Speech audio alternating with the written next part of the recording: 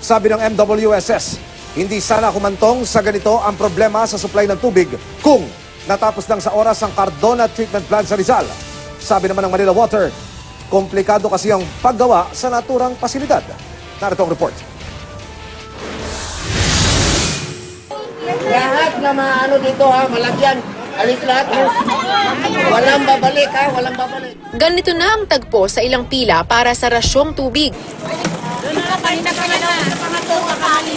Mahigit isang linggo na ang perwisyong dulot ng paghina o kawalan ng supply ng tubig sa loob at labas ng Metro Manila. Hindi lang pasensya ang nasubok, kundi pati diskarte ng mga Pinoy makakuha lang ng tubig.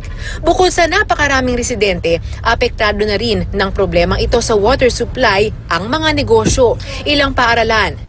Gayon din ang ilang ospital. Nariyang nakiusap na ang Department of Health na bigyang prioridad ang mga pagamutan sa pagdidistribute ng tubig. Ang sabi ng Manila Water, ang pinagsamang epekto ng El Nino at pagtaas ng demand sa tubig ang naging mitsa ng kanilang mga problema ngayon. Nauna na nitong sinabi na noon pang huling bahagi ng 2018 ay napansin na nilang ang pagdalang ng ulan na naging sanhi ng patuloy na pagbaba ng level ng tubig sa Lamesa Dam. Kaya gumawa sila ng Water Supply Contingency Plan para sa kanilang mga customer na nagdulot ng paghina hanggang kawalan ng tubig. Paliwanag naman ng Pag-asa, weak El Nino pa ang nararanasan simula Pebrero.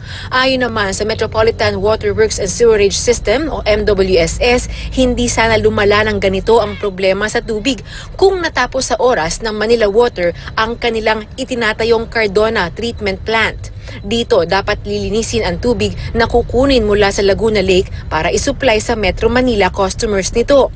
Aminado ang Manila Water na hindi nila natapos sa oras ang proyekto, pero paliwanag nila komplikado kasi ang paggawa ng naturang pasilidad. It's really part of technical diligence to make sure that a complicated plant, our Cardona plant is the most complicated water treatment plant that we've ever built. No, using because you're treating very water that's not as clean as Angat. Pino na rin ng MWSS ang naunang pamamaraan ng Manila Water para ma-manage ang problema gaya ng pagpapahina ng pressure ng tubig.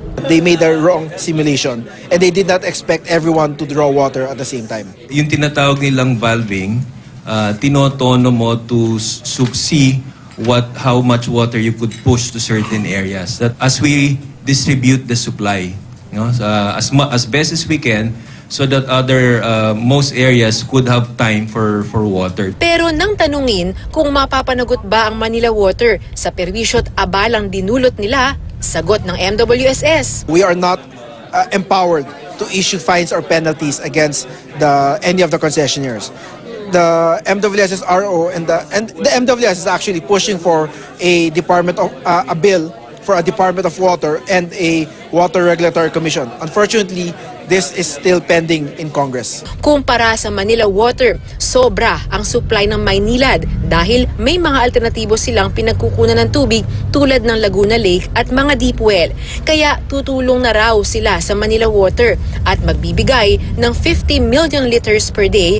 Yun nga lang, sa Abril pa raw ito magsisimula. Kaya sa ngayon, tiis-tiis lang muna. Nagkaroon na rin ng ganitong problema sa Metro Manila at Karatig Probinsya noong July 2010. Mahigit 100 barangay ang apektado kasunod ng pagbaba ng critical level ng tubig sa Angat Dam.